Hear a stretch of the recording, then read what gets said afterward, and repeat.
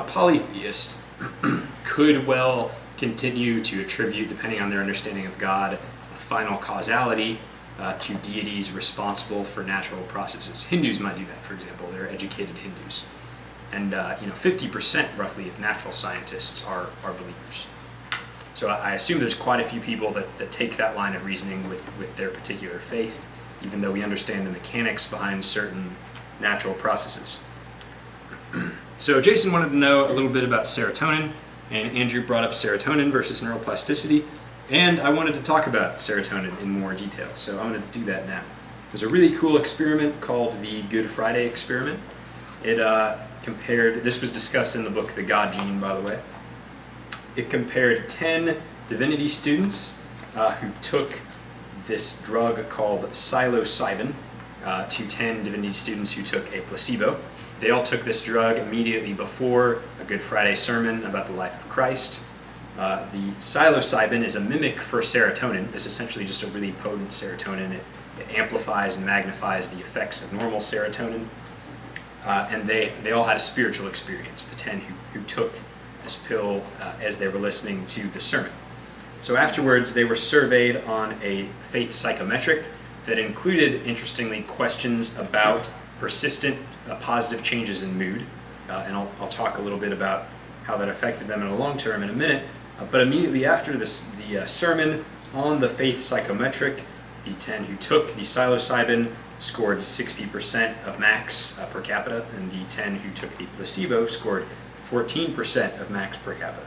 Now there was a 25-year follow-up, and again, one of the measures on the psychometric was persistent positive changes in mood. The psilocybin is powerful stuff, and again, this is a mimic for serotonin here, so this is like an enlarged version of what serotonin does. The group that took the psilocybin scored per capita 65% of max 25 years later. Their scores actually went up by 1%. They all reported being significantly affected by this experience. And the group who took the placebo reported 14% max per capita, so they went down by 1 percentage point.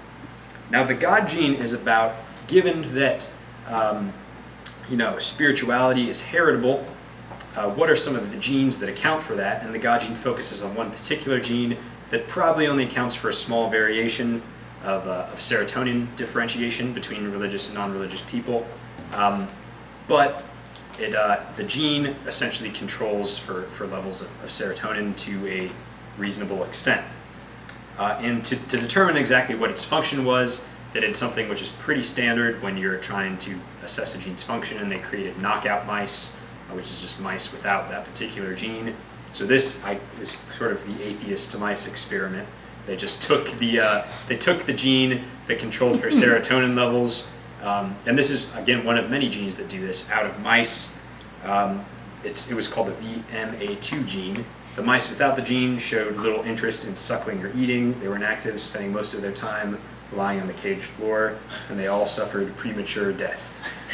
So this relates back to a point Andy made one time about being an atheist being akin to eating McDonald's every day. It really does, belief really does elevate your serotonin levels, like no one's going to contest that. Serotonin's good for you, we all agree we want to live longer. This is one of those immediate observable benefits I was talking about. You have a rebuttal. Stealing my pen now, that's all right. Is this, where's mine? You can use it, that's fine. I'm not using it now. Okay, and should I rebuttal right now? Or? Well, in your rebuttal after mine. So let's see, Andrew talked about happiness relating to superiority. And actually, I didn't get into the other proposed final benefits of faith, but I'll talk about those a little bit now. One from Wilson, E.O. Wilson, who again, he became a deist after doing his sociobiology research, was that faith facilitates group cohesion so that you can more effectively compete against other groups.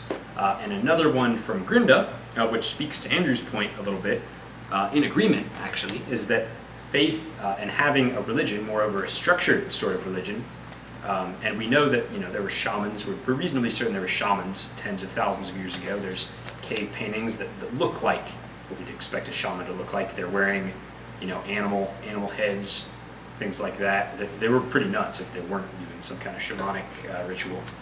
But Organized religion facilitates and provides opportunities for social advancement. That social advancement, of course, is going to increase your sexual selectivity. It might not, make you more likely to survive, but it's going to make you more likely to have more mates. So I would agree with the confidence, happiness point. That's certainly interesting. Now, regarding hyperactive agency detection, I certainly think that relates in an efficient sense to a predisposition towards faith. I think Dawkins tends to overemphasize it. And I don't know to what extent Andrew attributes faith to hyperactive agency detection versus other things faith might capitalize on. But this is noteworthy, I think. This is from the God Gene.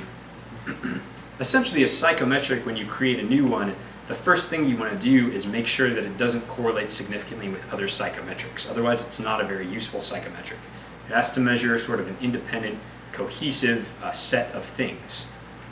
If two psychometrics are the same, you're not going to want to give them both to the same test group.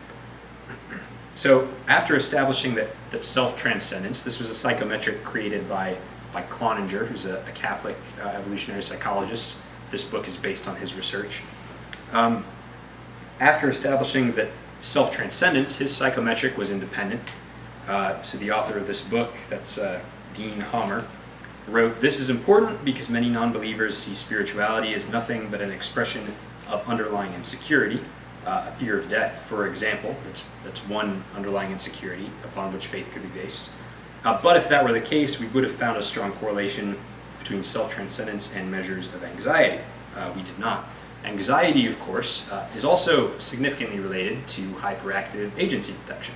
If you're very anxious, you're generally more likely to assume that there's someone in the closet to anthropomorphize, random events and freak out. Like Andrew said, it's better to freak out and have there be nothing there than not freak out and get killed in 2 minutes.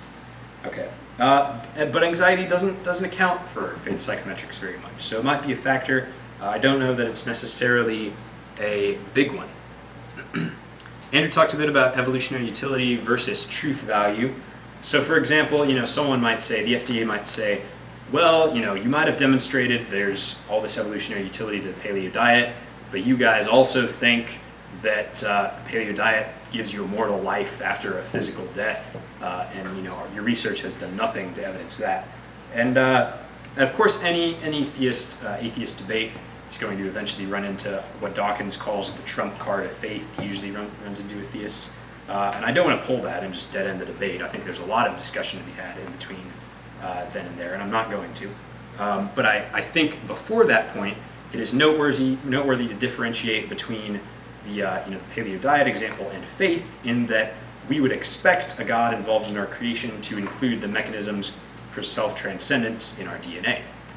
So that maybe that's not a point for God on the blank agnostic scoreboard of should we or should we not believe in God, but it certainly differentiates theism from the paleo diet or from, for example, sexism.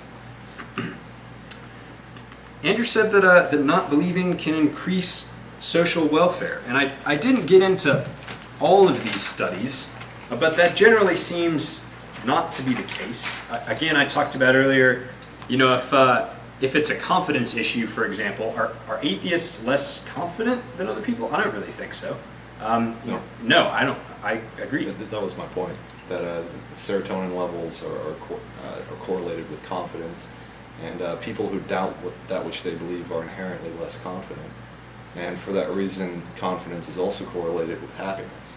So are you saying atheists are less confident? Yeah. Okay. Well, Andrew says they are. He's more qualified to make that statement than me. But I do think, I maintain my point about the list. Atheists are an educated, very literate, high IQ demographic. If it were true that faith just capitalized on this useless stuff, I would think atheists would not only be able to make a list that does the same things, get the benefits without the mumbo jumbo, but maybe even make a better list. And I'll wrap up here in just a moment. Dawkins, for example, said when he was debating with Bill O'Reilly one time, well, it's okay, it's okay that you have these silly beliefs if they make you feel better. And it's fine to say that, but like Dawkins at the end of the day is still an atheist. He's not going to get those benefits. Atheists don't seem to be getting those benefits in the generality. So regarding not believing increasing social welfare, I'm going to refer real quick to just this one particular study.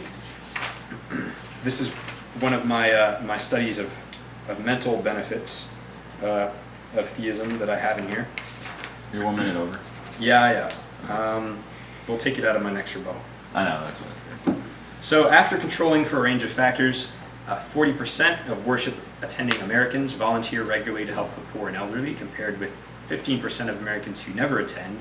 And interestingly, religious Americans give more money to secular causes than do secular Americans. And I will continue in my rebuttal.